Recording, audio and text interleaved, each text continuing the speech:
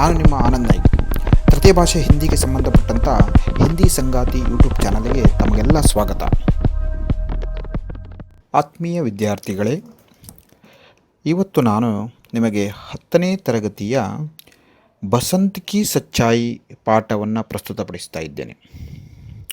ವಿದ್ಯಾರ್ಥಿಗಳೇ, 10ನೇ ತರಗತಿಗೆ ಸಂಬಂಧಪಟ್ಟಂಥ ಎಲ್ಲ ವಿಡಿಯೋಗಳನ್ನು ನೀವು ನೋಡಬೇಕಾದಲ್ಲಿ ನನ್ನ ಚಾನಲನ್ನು ಸಬ್ಸ್ಕ್ರೈಬ್ ಮಾಡಿ ಮತ್ತು ಪಕ್ಕದಲ್ಲಿರುವ ಬೆಲ್ ಐಕಾನನ್ನು ಒತ್ತಿ. ಯಾಕಂದರೆ ಹೊಸ ವಿಡಿಯೋಗಳನ್ನೇನಾದರೂ ಇದ್ದರೆ ಅದಕ್ಕೆ ನೋಟಿಫಿಕೇಷನ್ ಬರುತ್ತೆ, ನೀವು ನೋಡಬಹುದು.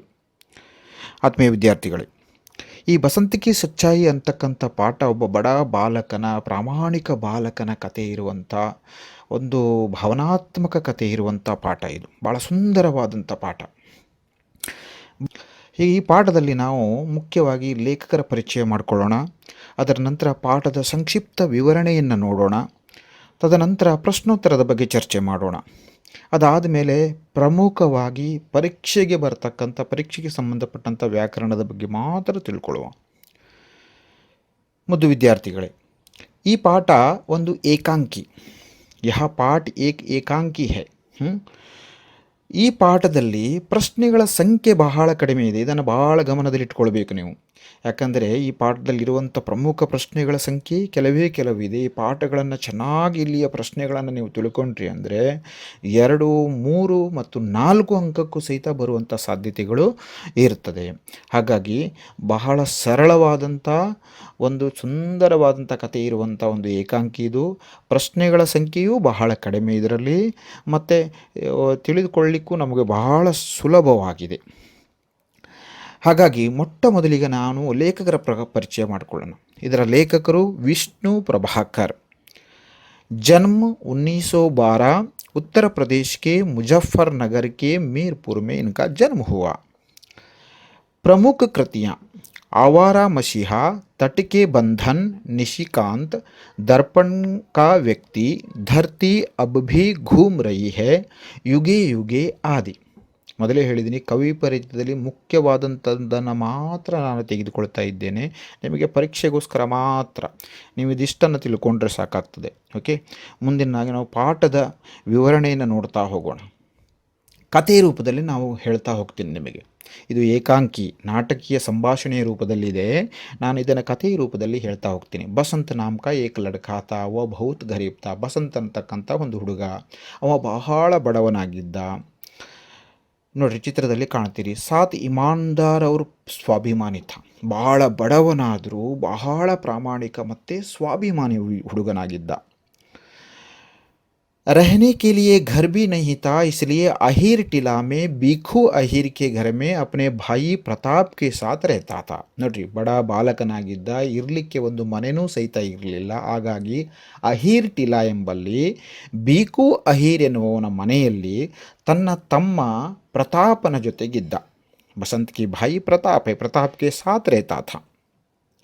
रोज़ बाज़ार में भटन, दिया सलाही, चलनी जैसे सामान बेचकर अपना जीवन यापन करता था. ನೋಡ್ರಿ, ದಿನಾಲು ಬಜಾರಲ್ಲಿ ಭಟಣ್ಣು, ಈ ಲೈಟ್ರು, ಈ ಜಾಳಗಿ ಅಂತ ಸಣ್ಣ ಸಾಮಾನುಗಳನ್ನು ಇಟ್ಟುಕೊಂಡು ವ್ಯಾಪಾರ ಮಾಡಿಕೊಂಡು ತನ್ನ ಜೀವನವನ್ನು ನಿರ್ವಹಣೆಯನ್ನು ಮಾಡ್ತಿದ್ದ.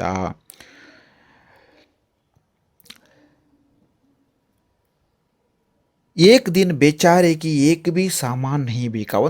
ದಿನಾಲು ಇವನ ಕಾಯಕ್ಕಾದು. ದಿನಾಲು ಮಾರ್ಕೆಟಿಗೆ ಹೋಗೋದು, ಸ್ವಲ್ಪ ಸಾಮಾನುಗಳನ್ನು ಮಾರೋದು, ಅದರಿಂದ ಬಂದಂಥ ದುಡ್ಡನ್ನು ತಗೊಂಡು ತನ್ನ ಜೀವನ ನಿರ್ವಹಣೆ ಮಾಡುವುದು. ಏಕ್ ದಿನ ಬೇಚಾರೆಗೆ ಏಕ್ ಬಿ ಸಾಮಾನು ನಹಿ ಬೇಕಾ. ಒಂದೇನು ಸಾಮಾನವನ್ನು ಖರೀದಿ ಆಗಲಿಲ್ಲ. ವಹ ಪರೇಶಾನ್ ಹೋಕರ್ ಚಿಲ್ಲಾತೆ ಜಾ ರಹೆ ಥೆ. ಬಹಳ ದುಃಖದಲ್ಲಿ, ಬೇಜಾರಲ್ಲಿ ಅವ ಕೂಗ್ತಾ ಹೋಗ್ತಿದ್ದ.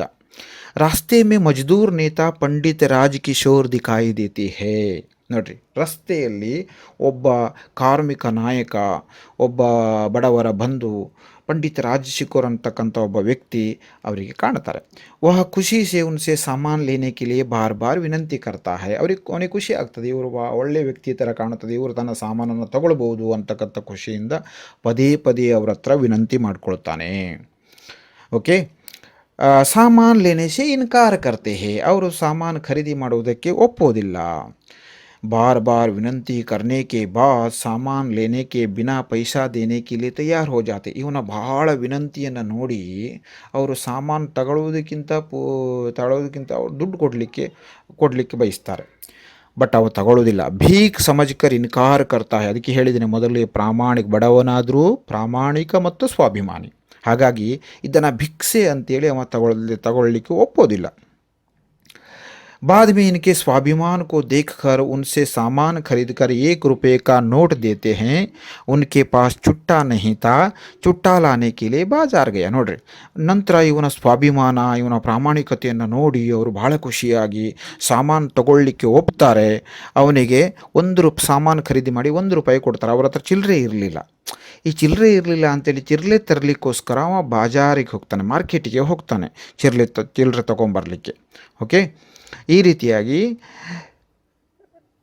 बाजार से आते समय मोटर से टकराकर बुरी तरह से घायल हो गया. फिर भी अपने भाई के द्वारा पंडित जी को देने वाले पैसे वापस भेज देते हैं. ನೋಡ್ರಿ, ಇಲ್ಲಿ ಏನಾಗ್ತದೆ, ಒಂದು ದುರಂತ ನಡೆದೋಗ್ತದೆ ವಿದ್ಯಾರ್ಥಿಗಳೇ. ಏನಾಗ್ತದೆ, ಇವ ಭಾಳ ಖುಷಿಯಲ್ಲಿ ಪಂಡಿತರಿಗೆ ಉಳಿದ ದುಡ್ಡನ್ನು, ಚಿಲ್ಲರೆಯನ್ನು ವಾಪಸ್ ಕೊಡಬೇಕಂತೇಳಿ ಮಾರ್ಕೆಟಿಗೆ ಹೋಗ್ತಾನೆ. ಮಾರ್ಕೆಟಿಂದ ಬರಬೇಕಾದ್ರೆ ಅವನಿಗೆ ಸಡನ್ನಾಗಿ ಆಕ್ಸಿಡೆಂಟ್ ಆಗಿಬಿಡುತ್ತೆ. ಆಕ್ಸಿಡೆಂಟಲ್ಲಿ ಅವನ ಕಾಲು ಬಹಳ ಹಾನಿಯಾಗ್ತದೆ. ಹಾಗಾಗಿ ಅವರಿಗೆ ವಾಪಸ್ ಕೊಡ್ತಕ್ಕಂಥ ದುಡ್ಡು ಕೊಡಲಿಕ್ಕಾಗೋದಿಲ್ಲ. ತನ್ನ ನೋವಿನಲ್ಲೂ ಸಹಿತ ತನ್ನ ತಮ್ಮ ಪ್ರತಾಪನ ಹತ್ರ ಆ ಉಳಿದ ದುಡ್ಡನ್ನು ಕೊಟ್ಟು ಅವರ ಮನೆಗೆ ಕಳಿಸ್ತಾನೆ, ಪಂಡಿತ್ ರಾಜಕಿಶೋರ್ ಅವರ ಮನೆಗೆ ಕಳಿಸ್ತಾನೆ. यह सुनकर पंडित राजकिशोर जी वहाँ आते हैं और ಸಂಪೂರ್ಣ ಇಲಾಜ್ ಕಾ ಪ್ರಬಂಧ करवाते हैं. ಇಲ್ಲಿ ಕೊನೆಯ ಅಂತಿಮವಾದಂಥ ಒಂದು ಭಾವನಾತ್ಮಕ ಸನ್ನಿವೇಶ ಈ ಏಕಾಂಕಿಯಲ್ಲಿ ಸಿಗ್ತಕ್ಕಂಥದ್ದು. ಇವು ಪ್ರತಾಪ್ ಹೋಗ್ತಾನೆ, ದುಡ್ಡು ವಾಪಸ್ ಕೊಡ್ತಾನೆ, ಎಲ್ಲವನ್ನ ಕೇಳ್ತಾರೆ. ಅವರಿಗೆ ಬಹಳ ಬೇಜಾರಾಗ್ತದೆ. ಯಾರಿಗೆ? ಪಂಡಿತ್ ರಾಜಕಿಶೋರಿಗೆ. ಒಂದು ಒಳ್ಳೆಯ ಕಾರ್ಮಿಕ ನಾಯಕರಾಗಿದ್ದರು ಅವರು. ಭಾವನಾತ್ಮಕವಾಗಿ ಏನು ಮಾಡ್ತಾರೆ, ಸೀದಾ ಆ ಬಾಲಕನಿದ್ದಲ್ಲಿಗೆ ಬರ್ತಾರೆ, ಬಸಂತ್ ಇದ್ದಲ್ಲಿಗೆ ಬರ್ತಾರೆ. ಬಂದು ಅವನ ಪರಿಸ್ಥಿತಿಯನ್ನು ನೋಡ್ತಾರೆ. ಪರಿಸ್ಥಿತಿಯನ್ನು ನೋಡಿ ಅವರಿಗೆ ಬಹಳ ದುಃಖವಾಗ್ತದೆ. ಅವರು ಏನು ಮಾಡ್ತಾರೆ ಅಂದರೆ, ಅವನಿಗೆ ತಕ್ಷಣಕ್ಕೆ ಅವನಿಗೆ ಟ್ರೀಟ್ಮೆಂಟಿಗೆ, ಅವನಿಗೆ ಉಪಚಾರಕ್ಕೆ ವ್ಯವಸ್ಥೆಯನ್ನು ಮಾಡ್ತಾರೆ. ಒಂದು ಮಾತು ಬರ್ತದೆ ವಿದ್ಯಾರ್ಥಿಗಳಲ್ಲಿ, ಅವ ಬಡವನಾಗಿರಬಹುದು, ಆದರೆ ಬಹಳ ಪ್ರಾಮಾಣಿಕನಾಗಿದ್ದ ಮತ್ತು ಸ್ವಾಭಿಮಾನಿಯಾಗಿದ್ದ. ಅವನಲ್ಲಿರುವಂಥ ಒಂದು ಅಪರೂಪದ ಗುಣ ಏನಾಗಿತ್ತು ಅಂದರೆ ಅದು ಪ್ರಾಮಾಣಿಕತೆ. ಹೌದಾ? ಪ್ರಾಮಾಣಿಕತೆ ಇದ್ದರೆ ಅವ ಬಡವನಲ್ಲ, ಅವ ಶ್ರೀಮಂತನಾಗ್ತಾನೆ ಅಂತಕ್ಕಂಥದ್ದು ಇಲ್ಲಿ ಬರ್ತದೆ. ಈಗ ನಾವು ಪ್ರಶ್ನೋತ್ತರಗಳ ಕಡೆಗೆ ನೋಡೋಣ. ಇದರಲ್ಲಿ ಬಹಳ ಮುಖ್ಯವಾದಂಥದ್ದು 2 ಪ್ರಶ್ನೆ ಇದೆ. ಆ ಪ್ರಶ್ನೆಯನ್ನು ಎಲ್ಲರೂ ನೀವು ಚೆನ್ನಾಗಿ ಮನನ ಮಾಡಿಕೊಳ್ಬೇಕು. ಯಾಕಂದರೆ ಈ ಪ್ರಶ್ನೆನೇ ಭಾಳಷ್ಟು ಸಾರಿ ಕೇಳಿದ್ದಾರೆ. 3 ಅಂಕಕ್ಕೂ ಕೇಳಿದ್ದಾರೆ, 4 ಅಂಕಕ್ಕೂ ಕೇಳಿದ್ದಾರೆ, 2 ಅಂಕಕ್ಕೂ ಕೇಳಿದ್ದಾರೆ. ಅದರಲ್ಲಿ ಮೊದಲನೇ ಪ್ರಶ್ನೆ, ಬಸಂತ್ ಇಮಾನ್ದಾರ್ ಲಡ್ಕಾ ಹೈ ಕೈಸೆ. ಇದು ಪ್ರಶ್ನೆ ಬೇರೆ ಬೇರೆ ರೀತಿಯಾಗಿ ಬರಬಹುದು. ಹೌದಾ? ಬಸಂತ್ ಇಮಾನ್ದಾರ್ ಲಡ್ಕಾ ಹೈ ಕೈಸೆ. बसंत गरीब था, बाजार में बटन दिया सलाई और छलनी जैसे सामान बेचकर अपना जीवन यापन करता था. साथ ही साथ ईमानदार और स्वाभिमानी था. सामान लेने के बिना पंडित राजकिशोर द्वारा दिए गए पैसे को भीख समझकर इनकार करता है. मोटर से टकराकर बुरी तरह से घायल होते हुए भी पंडित राजकिशोर को देने वाले बाकी पैसे अपने भाई प्रताप के द्वारा भेज देते हैं. ಇನ್ನೊಂದು ಸಾರಿ ಹೇಳ್ತೀನಿ ನೋಡ್ರಿ. बसंत गरीब था, बाजार में बटन दिया सलाई और छलनी जैसे सामान बेचकर अपना जीवन यापन करता था. साथ ही साथ ईमानदार और स्वाभिमानी था. सामान लेने के बिना पंडित राजकिशोर द्वारा दिए गए पैसे को भीख समझकर इनकार करता है. मोटर से टकराकर बुरी तरह से घायल होते हुए भी पंडित राजकिशोर को देने वाले बाकी पैसे अपने भाई प्रताप के द्वारा भेज देते हैं. यह है बसंत की ईमानदारी का ಪರಿಚಯ. ಇನ್ನೊಂದು ಬಹಳ ಪ್ರಮುಖವಾದಂಥ ಪ್ರಶ್ನೆ ಇದೇ ಪಾಠಕ್ಕೆ ಸಂಬಂಧಪಟ್ಟಂಥದ್ದು. ಪಂಡಿತ್ ರಾಜಕಿಶೋರ್ ಜಿ ಕೆ ಮಾನವೀಯ ವ್ಯವಹಾರ ಕಾ ಪರಿಚಯ ದೀಜಿಯೇ. ಆ ಏಕಾಂಕಿಯಲ್ಲಿ ಬಸಂತನ ಪಾತ್ರ ಎಷ್ಟು ಶ್ರೇಷ್ಠವೋ ಅಷ್ಟೇ ಶ್ರೇಷ್ಠವಾದಂಥ ಪಾತ್ರ ಯಾವುದು? ಪಂಡಿತ್ ರಾಜಕಿಶೋರ್ ಅವರದು. ಓಕೆ, पंडित राजकिशोर एक मजदूर नेता थे. किसान मजदूरों के प्रति हमदर्दी रखने वाले व्यक्ति थे. जब बाजार में बसंत जैसे गरीब लड़के की विनंती सुनकर सामान लेने के बिना पैसा देने के तैयार होते हैं, जब बसंत बुरी तरह से घायल होने की खबर सुनकर उनके घर जाते हैं और उनकी संपूर्ण इलाज करवाते हैं. ಇನ್ನೊಂದು ಸಲ ಹೇಳ್ತೀನಿ ನೋಡ್ರಿ.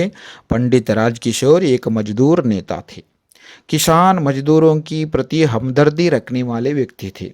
जब बाजार में बसंत जैसे गरीब लड़के की विनती सुनकर सामान लेने के बिना पैसा देने को तैयार हो जाते हैं.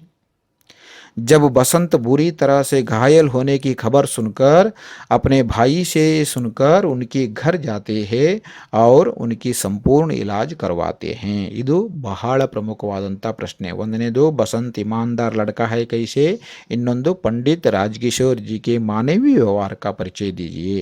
ಇವೆರಡು. ಇದೆಲ್ಲ ಬಿಟ್ಟು ಮತ್ತೊಂದಿಷ್ಟು 2 ಅಂಕಕ್ಕೆ ಬರುವಂಥ ಕೆಲವೊಂದಿಷ್ಟು ಪ್ರಶ್ನೆಗಳಿದ್ದಾವೆ. ಅದರಲ್ಲಿ ಮೊದಲನೆಯದು ಬಸಂತ್ ರಾಜಕಿಶೋರ್ ಸೆ 2 पैसे लेने से क्यों इनकार करता है. ಸುಮಾರಷ್ಟು ಪರೀಕ್ಷೆಯಲ್ಲಿ ಕೇಳಿದ್ದಾರೆ ಇದು. ओके. बसंत सामान बेचने के बिना पैसा लेना भीख समझता था, इसलिए राजकिशोर से 2 पैसे लेने से इनकार किया. ನಂತರದ ಪ್ರಶ್ನೆ, ಬಸಂತ್ ರಾಜಕಿಶೋರ್ ಕೆ ಪಾಸ್ ಕ್ಯೋ ನಹಿ ಲೌಟಾ. ನೀವು ಕಥೆಯಲ್ಲಿ ಕೇಳಿದ್ರಿ ಯಾಕೆ ವಾಪಸ್ ಬರಲಿಲ್ಲ ಅವನು ಅಂಥೇಳಿ. ಓಕೆ. बसंत नोट बुनाकर लाते समय मोटर से टकराकर बुरी तरह से घायल हो गया, इसलिए राजकिशोर के पास नहीं लौटा. ಮುಂದಿನ ಪ್ರಶ್ನೆ ಏನು, ಬಸಂತ್ और ಪ್ರತಾಪ್ ಅಹಿರ್ ಕೆ घर में क्यों रहते थे. ಆ ಗೊಲ್ಲ, ಅಹಿರ್ ಅಂದರೆ ಗೊಲ್ಲ, ಆ ಗೊಲ್ಲನ ಮನೆಯಲ್ಲಿ ಯಾಕೆ ಇರ್ತಿದ್ರು ಅಂತ ಹೇಳ್ಕೊಂಡು. ಓಕೆ. बसंत और प्रताप गरीब लड़के थे. उनके माता पिता दंगों में मारे गए थे. उनको रहने के लिए एक घर भी नहीं था, इसलिए वे अहिर टीला में बिकू अहिर के घर में रहते थे. छलनी से क्या क्या कर सकते हैं. छलनी से दूध और चाय छान सकते हैं. ಮುಂದಿನ ಪ್ರಶ್ನೆ, बसंत राजकिशोर से क्या विनंती करता है. बसंत राजकिशोर जी से विनंती करता है कि साहब सुबह से कुछ नहीं बिका, एक छलनी लीजिए. प्रताप राजकिशोर के घर क्यों आया. बसंत नोट बुनाकर लाते समय मोटर से टकराकर बुरी तरह से घायल हो गया, इसलिए राजकिशोर को देने वाले बाकी पैसा वापस करने के लिए प्रताप राजकिशोर के घर आया. ಮುಂದಿನ ಪ್ರಶ್ನೆ ಈಗ ವ್ಯಾಕರಣಕ್ಕೆ ಸಂಬಂಧಪಟ್ಟಂಥದ್ದು. ಅದರಲ್ಲಿ ಮೊದಲನೇದು ಅನುರೂಪ ಪ್ರಶ್ನೆಗಳು. ಪಂಡಿತ್ ರಾಜಕಿಶೋರ್ ಕಿಶನ್ಗಂಜ್ ಅವರಿರುವಂಥ ಸ್ಥಳ, ಬಸಂತ್ ಅಹಿರ್ಟಿಲಾ. पंडित राजकिशोर मजदूर ने था, बसंत ईमानदार बालक गरीब बालक ಹೇಳ್ಬೋದು. पंडित राजकिशोर मालिक, अमर सिंह नौकर. प्रताप छोटा भाई, वर्मा ಡಾಕ್ಟರ್. ಓಕೆ. ಈ ರೀತಿಯಾಗಿರ್ತಕ್ಕಂಥದ್ದು. ಮುಂದಿನದ್ದು ನೋಡ್ರಿ, ಪ್ರಶ್ನಾರ್ಥಕ ಚಿಹ್ನೆ ಮತ್ತು ಭಾವಸೂಚಕ ಚಿಹ್ನೆ ಬಗ್ಗೆ ಇದ್ದಾವೆ ಅಲ್ಲಿ, ಅದನ್ನು ನೋಡ್ಕೊಳ್ಳಿ. ನೆಕ್ಸ್ಟ್ ಬರ್ತಕ್ಕಂಥ ವ್ಯಾಕರಣ ಯಾವುದು ಅಂದರೆ ವಿಲೋಮ ಶಬ್ದ. नंबर पीछे आगे, खरीदना बेचना, लेना देना, आना जाना, शांति अशांति, गरीब अमीर. ಲೇಖಕ ಪರಿಚಯ ನೋಡಿದ್ರಿ. ಪಾಠದ ಕಥೆ ರೂಪದಲ್ಲಿ ನಾವು ಕೇಳಾಯಿತು, ಪ್ರಶ್ನೋತ್ತರಗಳ ನೋಡಾಯಿತು. ಕಡೆಗೆ ಅದರ ಬಗ್ಗೆ ಪ್ರಮುಖವಾದಂಥ ವ್ಯಾಕರಣ ಬಗ್ಗೆ ನೋಡಿದ್ದೀವಿ. ಈಗ ನನ್ನೆಲ್ಲ ವಿಡಿಯೋಗಳನ್ನು ನೋಡಲಿಕ್ಕೆ ನೀವು ನನ್ನ ಚಾನಲನ್ನು ಸಬ್ಸ್ಕ್ರೈಬ್ ಮಾಡಿರಿ. SSLCಗೆ ಸಂಬಂಧಪಟ್ಟಂಥ ಎಲ್ಲ ವಿಡಿಯೋಗಳು ನಿಮಗೆ ಅದರಲ್ಲಿ ಸಿಗ್ತದೆ. ಎಲ್ಲ ವಿಡಿಯೋಗಳು ಪರೀಕ್ಷೆಗೆ ಪೂರಕವಾಗಿರ್ತಕ್ಕಂಥ ವಿಡಿಯೋಗಳು. ಪರೀಕ್ಷೆಯ ಹೊತ್ತಿನಲ್ಲಿ ನೀವು ಅದನ್ನು ನೋಡಿದರೆ ಕೇಳಿದರೆ ನಿಮಗೆ ಪರೀಕ್ಷೆಗೆ ತುಂಬ ಅನುಕೂಲ ಆಗ್ತದೆ. ಮತ್ತು ನಿಮ್ಮ ಗೆಳೆಯರೊಟ್ಟಿಗೆ 10ನೇ ಕ್ಲಾಸ್ ತರಗತಿಯ ವಿದ್ಯಾರ್ಥಿಗಳೊಟ್ಟಿಗೆ ಶೇರ್ ಮಾಡಿ, ಲೈಕ್ ಮಾಡಿ ಏನಾದರೂ ಇಷ್ಟವಾದಲ್ಲಿ, ಮತ್ತು ಕಾಮೆಂಟ್ ಮಾಡಿ. ನಿಮಗೇನಾದರೂ ಚೇಂಜಸ್ ಬೇಕಾದರೆ ಭಾಳಷ್ಟು ವಿದ್ಯಾರ್ಥಿಗಳು ಕಾಮೆಂಟ್ ಮೂಲಕ ಹೇಳ್ತಾ ಇದ್ದಾರೆ. ನೀವು ಅದನ್ನು ಹೇಳಿ, ಕಾಮೆಂಟ್ ಮಾಡಿ. ಧನ್ಯವಾದಗಳು. ನಮಸ್ಕಾರಗಳು.